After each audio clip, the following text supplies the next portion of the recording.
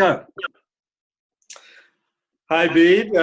This is Hal. We're back again, just continuing our discussion on really the psychology of Vedanta and addressing really the human predicament, you could call it. So what we're talking about is really the location of the problem itself. And Bede, I think you were making the point that the location is not outside of ourselves, or it's not even per se in the mind. It's actually with ourselves, with me, so to speak. Could you? Yes, I literally am being the problem. Yes. Mm-hmm. I am the problem. I am the problem. Yes. Right. Okay. So I think what we'll do is, you see, let's just take a common example. Mm-hmm. Has your spouse ever done anything where you've had the experience that she's upset you in some way? I think that's fair enough to say, yes. Okay.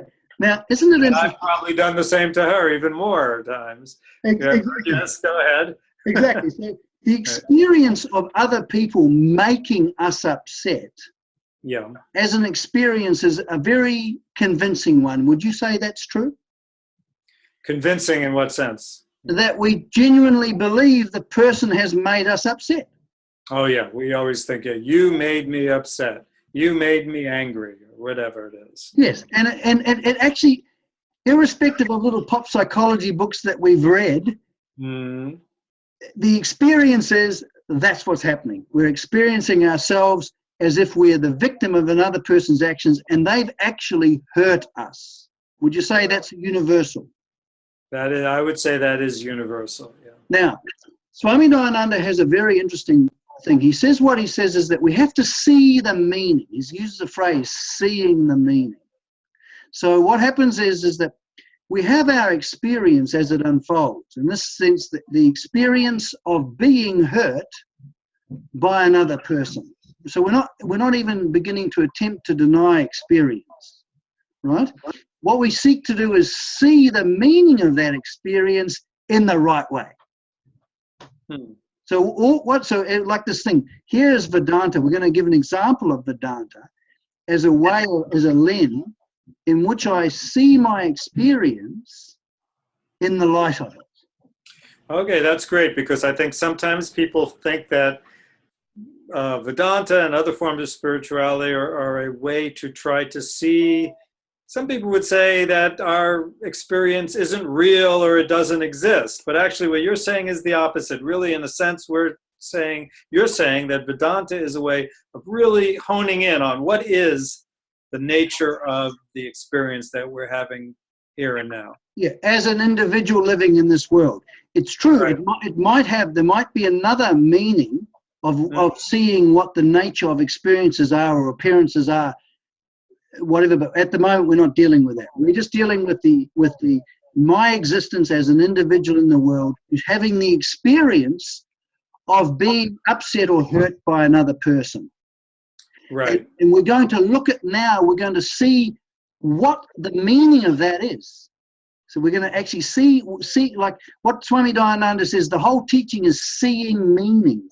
And to see a meaning is to see that meaning as it exists in my life. Otherwise, it's useless. It's completely useless. If I've got a theoretical understanding, oh yes, it's people never hurt me. It's just like it's my problem. But I'm still blaming my wife for hurting me. That's just an idea. It's just a concept. Right. So, what do you mean though by seeing the meaning exactly? So what happens is that I'm having an experience of my wife saying something to me that I don't like. And I'm seeing that in a certain way. It has a certain meaning for me, doesn't it? My meaning is she's hurt me. She's hurt me. Now, that meaning is my subjective meaning. That's something I'm convinced of. Now, in the light of Vedanta, there's a different meaning. You can see that there's a way to look at this experience so that you see it in an entirely different way. And when you are seeing it in an entirely different way, you are seeing the meaning of the experience in the Okay. light of Vedanta. And when you say seeing, you mean you're not theorizing it. You're not No. coming up with some theoretical understanding or philosophical or even so-called psychological understanding of it, but you're actually directly seeing it itself. You're seeing the experience, Right. what it means in a different light. Okay. In the light of Vedanta. Right. That's what Vedanta is actually. It's ways of seeing our life in a way that makes what's happening clearer. So here I am, I'm caught in this meaning. I'm enclosed in this meaning. My wife or spouse has hurt me. Right? Now, Swami Dayananda's got a very interesting thing on this. What he says, and this was first told to me by my teacher, Swami Atma Prakashananda. She said, people and things never hurt you. They're only instrumental in revealing a pain that's already here. So now what this means is this. According to Vedanta, and which can be self-verified, because the thing is we need to verify this for ourselves and our experience, then we make it our own, you see, because we're studying ourselves. We're only interested in studying ourselves. Vedanta isn't important per se. What's important is for me to see myself clearly. Seeing myself clearly and truthfully is the most spiritual act we can make in Vedanta. Right. Yeah, the way you're talking about it is really Vedanta, it's almost like it's an instrument through which we can see ourselves more clearly. It clarifies the vision of ourselves, really. Yes. It in itself is not per se the subject matter. The subject matter is really ourselves and our lives. But Vedanta is a means by which we can see ourselves in a more clear way. That's right? Incredibly well put. Incredibly well put. So what we're looking at here, so what's happening is that when I'm upset with my wife, when I feel that she's hurt me or my spouse has hurt me, what Vedanta would say is what is actually happening is that this is not a revelation of your wife's actions or your spouse's actions. This is a revelation right here, right now, as me, this fundamental self-dissatisfaction that I am. So it's centered on me. That all that's happened is that, you see, when I met my spouse, she became a way in order to defend me against my self-dissatisfaction. And which is fine, we're not knocking that. And so what happens is when she's loving to me and nice to me and stuff, I feel good about myself. Again, there's nothing wrong with that, right? However, when she acts in a way that doesn't defend me against my self-dissatisfaction, the real problem is my self-dissatisfaction now is appearing as anger or as hurt. I think she's caused it, but in actual fact, this bubbling self-dissatisfaction, this fear and insecurity has just simply been exposed. Now, this is either going to be a wonderful opportunity for me, because now if I see, aha, right here, right now, as I am actually seeing this fundamental self-dissatisfaction, and it's mine, I now have access to shift and change here, don't I? But if we're willing to see that, right? Yes. We often don't want to see that, though. No. We want to blame. Exactly. You see, so we're under the sway of blaming. And so what happens is, because we don't see the location of the problem, the solution, which is not a long way away, it really isn't. We think that maybe one day in the future I'm going to be happy. Well, that's a good one. That's a lovely fantasy, that one. Everyone gets hooked into that one. Do you mean? Or one day in the future I'll find spiritual enlightenment. That's an even worse one. You know what I mean? So what happens is that the first thing that I have to begin to see is I have to become familiar with the problem that I have in the light of Vedanta. Because if I have this crazy notion, or if I have this notion that I haven't got this problem, Vedanta won't be of any value to me. If I don't see that I have the disease, I can't possibly value the cure. Mm-hmm. Right. Yeah. So that's, I mean, just it seems to be a kind of an almost a universal thing until you begin to be willing to take on or to let in that I have this problem, that it isn't an external thing, but it has something to do with me, with my attitude, with the way I look at things that's causing me the suffering. Until you're willing to do that, you really don't have a place to begin from yet. Unless I realize... That's the first step. It can sound to people like, oh man, I don't know that I want to do that. But really, in a sense, that is something to be almost happy about if you can come to terms with this, because then you have a way to begin, right? Precisely. What you're talking about is you have the precise starting point. Mm-hmm. Because you actually see that the location of the problem is me. Yeah. Not my attitudes, not my mind, not other people, not the world. The problem is me. And it's located with me as I'm experiencing myself. And so the thing is that when I really, so that one of the first things I've got to see, in other words, this has to become my way of seeing.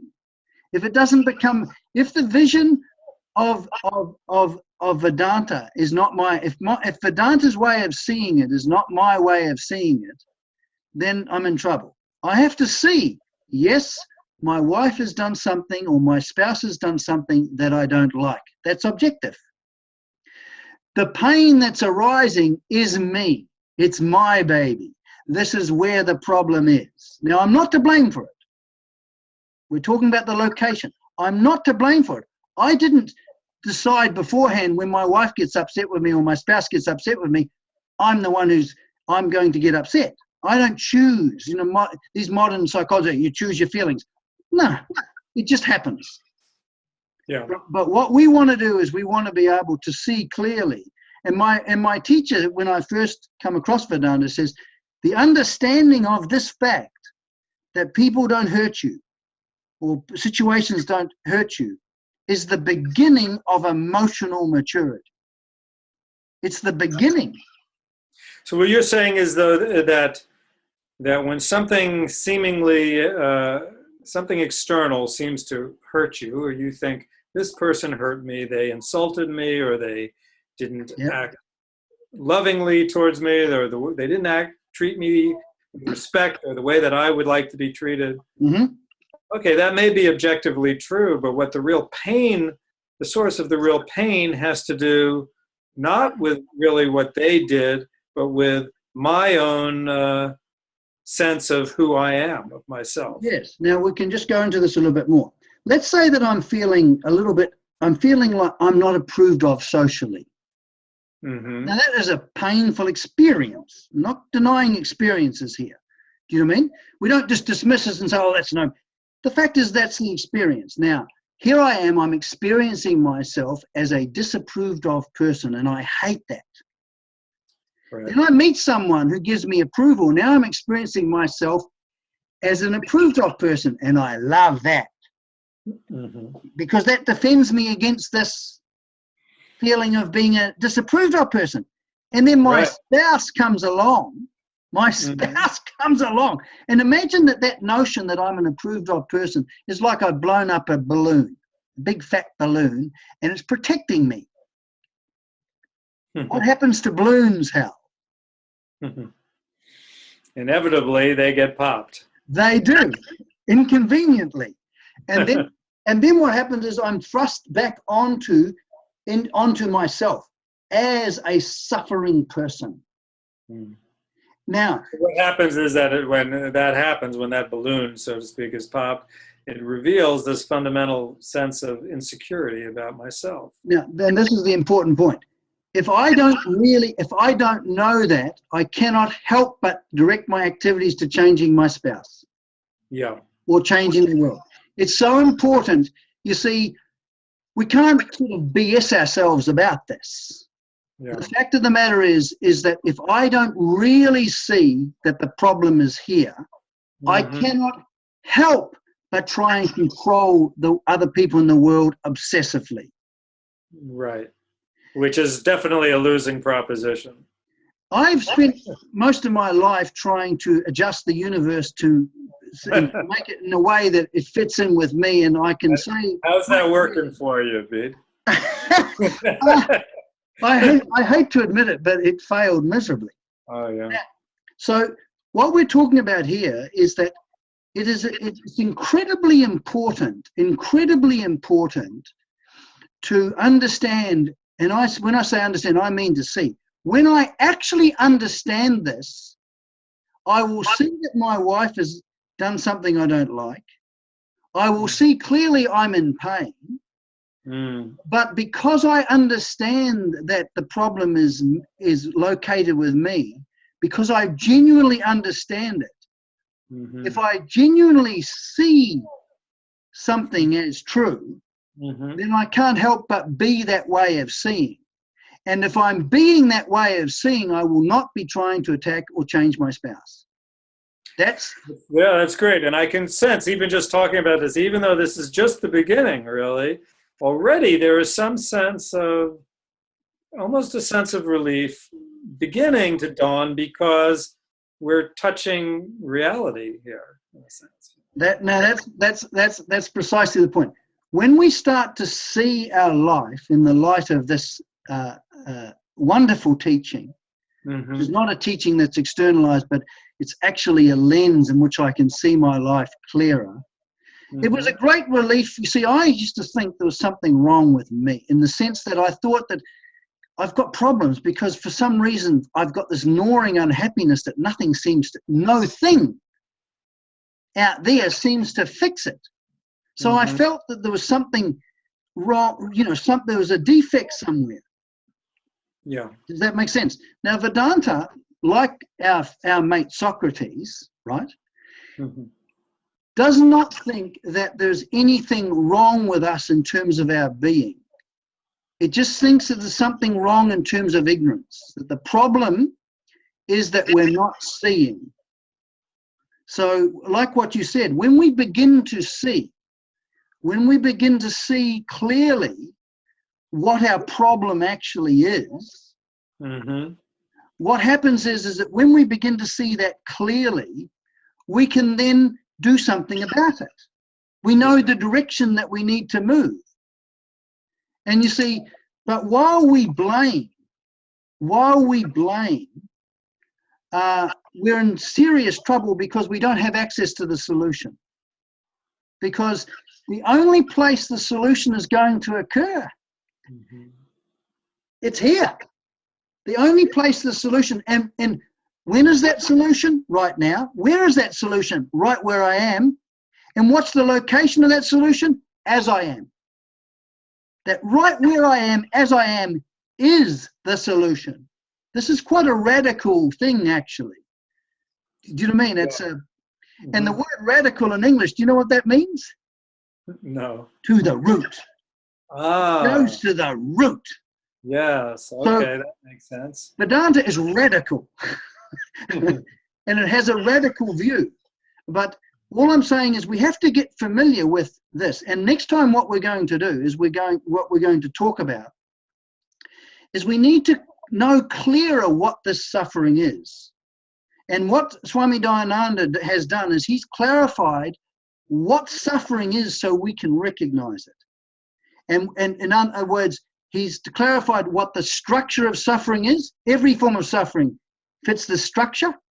He's also clarified what the nature of the suffering is. And that's what I want to talk about next time. Have you got any comments to make before we wrap up? No, it seems like this is a good place to leave off. Again, we're just still in the beginning of the journey, but I get the sense already that we're heading in the right direction. We're heading in a direction that's going to be very healing. Precisely, because what happens is that, you see, what Swami Dayananda talks about is analyzing our experience in the light of the teaching. And this is what we're actually doing right now. You and I, we're talking, and we're both students of Vedanta. And it is the most wonderful thing to analyze the experience and to see the meaning of what is being said, to see the meaning of what the teaching says. But we have to see that in our life. Right. And if we have that orientation, this is why I've stressed this, Vedanta really delivers the goods. But if we somehow have this weird and wonderful notion that we're studying some nice esoteric sort of Indian spiritual romantic type, we're into the higher self and all of that nonsense, what's going to happen is that we were never ever going to even come remotely into an understanding of what the problem is. And Swami Dayananda says that while I'm remaining a suffering individual, I will not understand the absolute vision of Vedanta. I can't. And so that's what we're going to go on next time. But it's been great, as usual, Hal. It's been nice talking to you, and we'll catch up next week. Okay. Thank you, Bede. Speak to you soon. See you. Bye-bye.